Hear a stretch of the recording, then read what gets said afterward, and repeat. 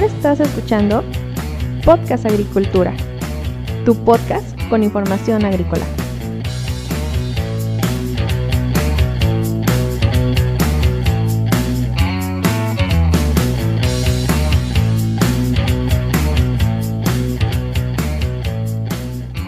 Hola, ¿qué tal?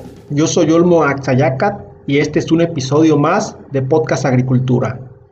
El día de hoy es miércoles 22 de abril de 2020 y quiero hablarte sobre algunas alternativas naturales que existen para el control de fitopatógenos.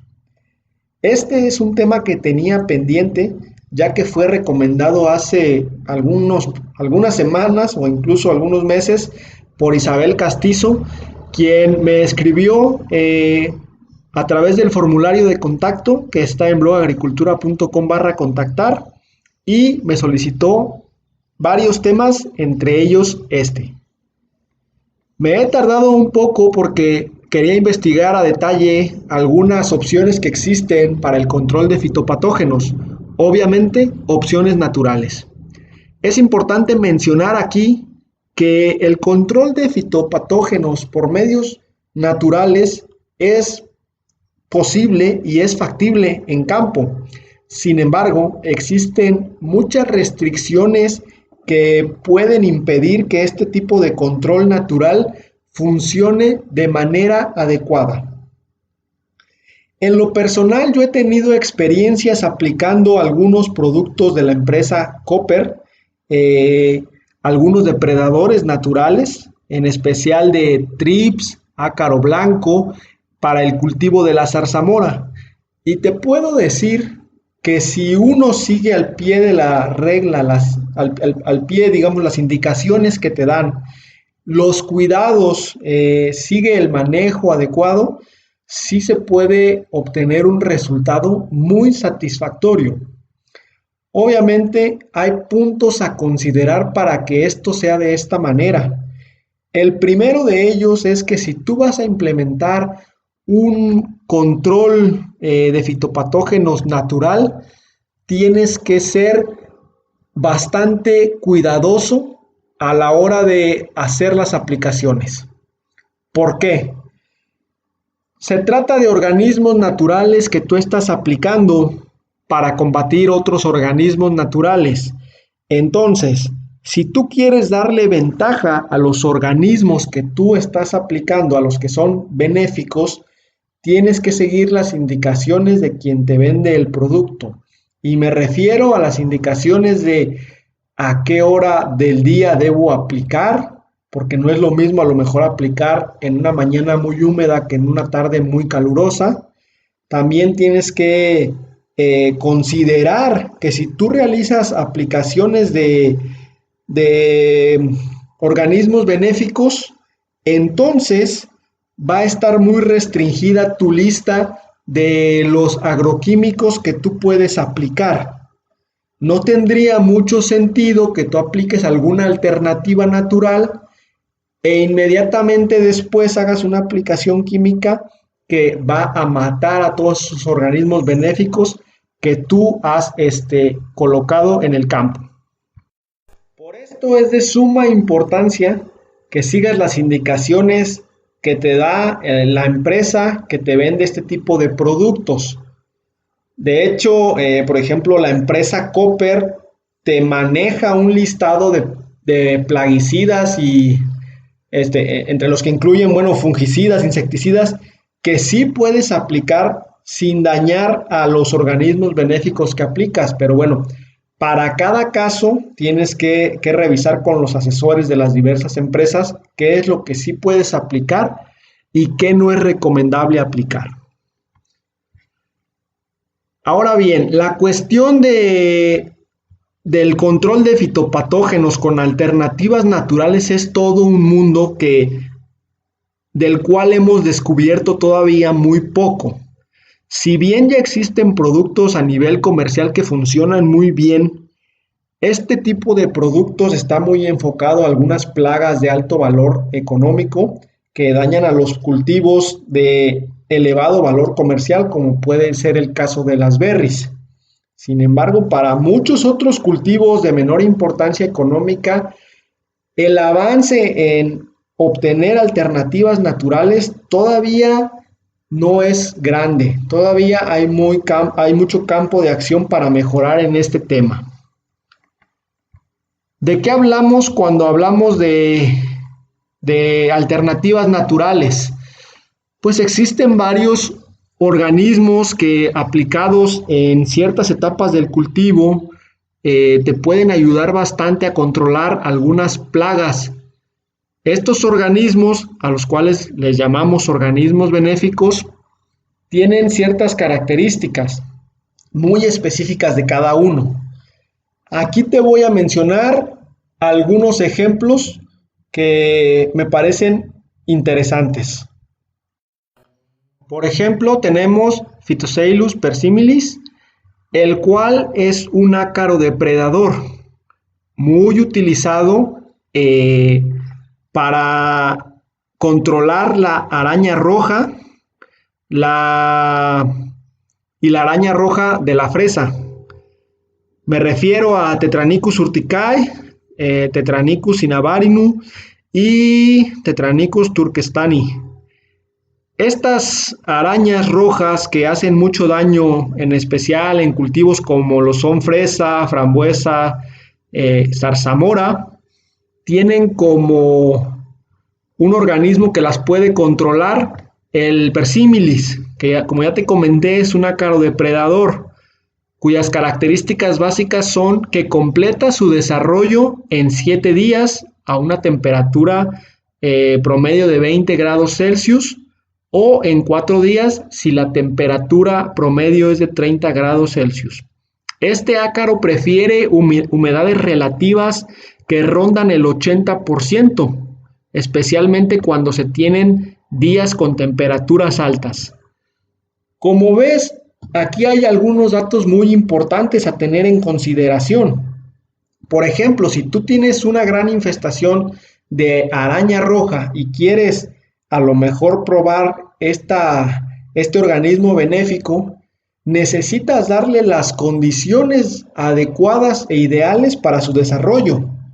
Que en este caso, si tienes una gran infestación, pues necesitas que el ciclo de vida sea corto, es decir, que la temperatura esté, digamos, en promedio entre 30 grados Celsius y que exista una alta humedad relativa. Si tú aplicas este organismo benéfico, pero no se tiene una humedad del 80%, sino tienes una humedad relativa del 10%, pues poca va a ser la efectividad que tengas. Es por eso que el manejo más natural de los fitopatógenos no es tan sencillo. Necesitas considerar cuáles son las condiciones ideales para el desarrollo de los organismos benéficos y después encontrar la manera de darle esas condiciones en campo.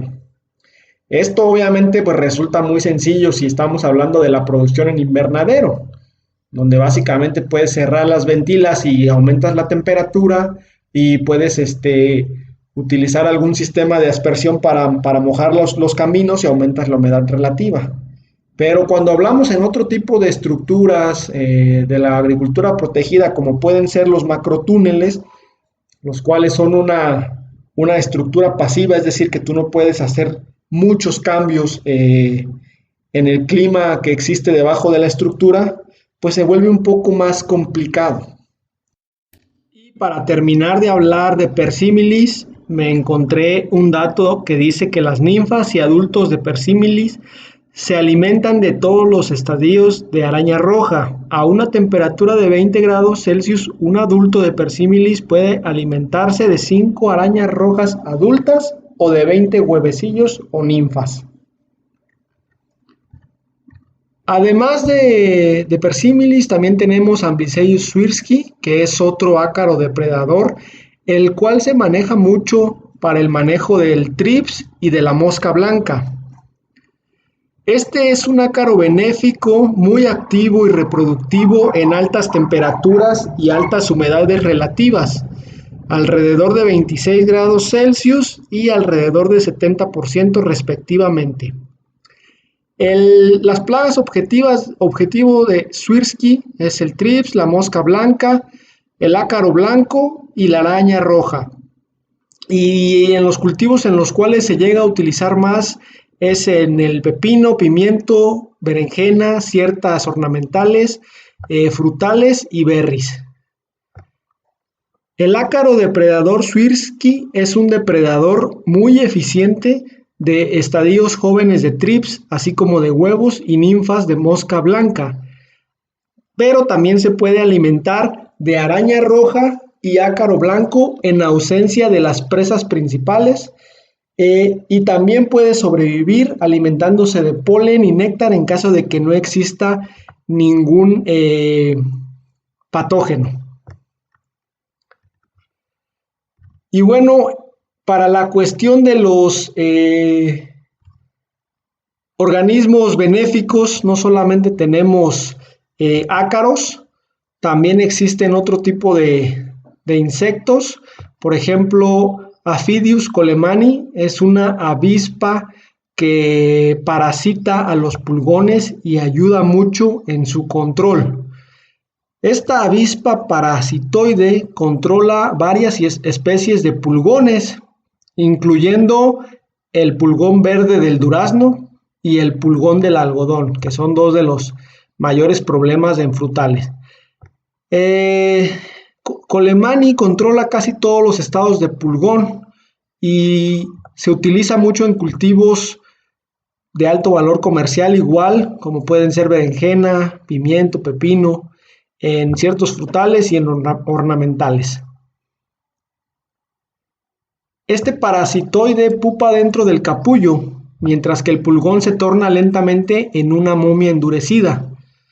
La avispa de Aphidius colemani emerge haciendo un orificio regular en la parte trasera del cuerpo del pulgón, y se menciona que la hembra adulta de colemani es capaz de ovipositar 200 huevos en su vida como adulta en un par de días. Otro benéfico que se llega a utilizar mucho en campo es Orius laevigatus, que es una chinche depredadora que se utiliza para el manejo de trips, de pulgones, de mosca blanca y de araña roja. Esta chinche, también conocida como chinche pirata, es omnívora y se alimenta también de polen o savia, como de una gran variedad de insectos presa, pero Orius prefiere presas como pulgones, trips, mosca blanca y araña roja. Se menciona que una hembra de Orius puede ovipositar de 150 a 200 huevos en su etapa adulta. Los cultivos en los cuales se llega a utilizar son los mismos que para los benéficos anteriores, y el desarrollo de Orius depende mucho de la temperatura, pero también del tipo y la cantidad de presas disponibles y del tipo del cultivo en el cual se esté trabajando. Si existe una elevada disponibilidad de polen, se mejora el desarrollo de Orius.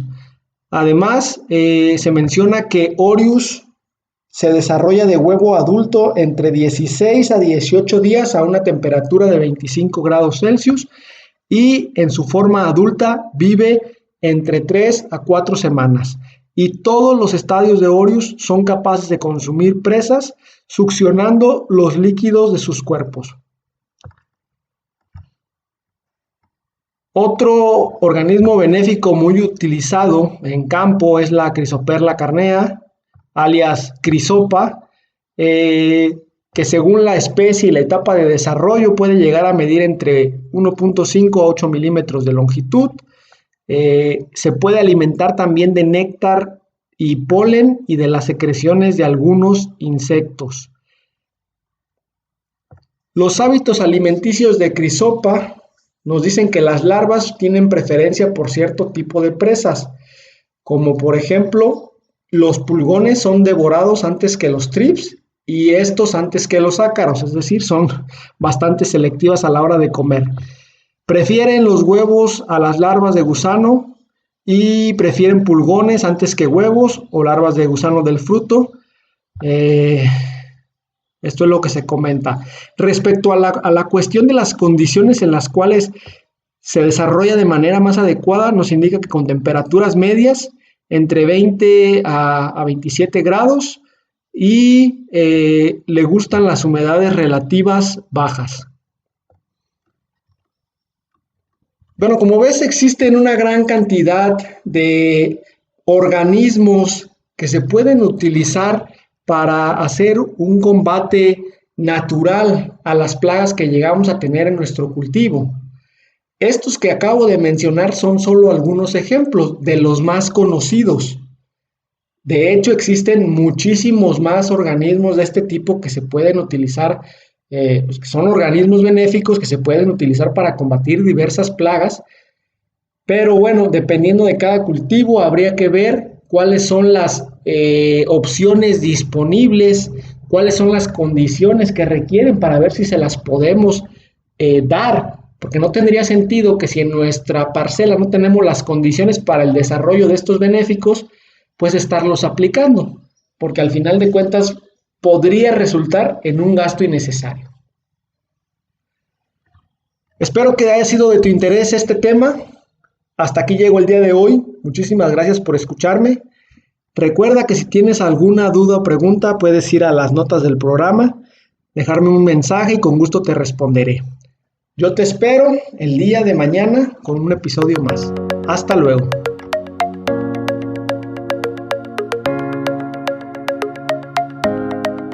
Hemos llegado al final de este episodio. Muchas gracias por escuchar Podcast Agricultura.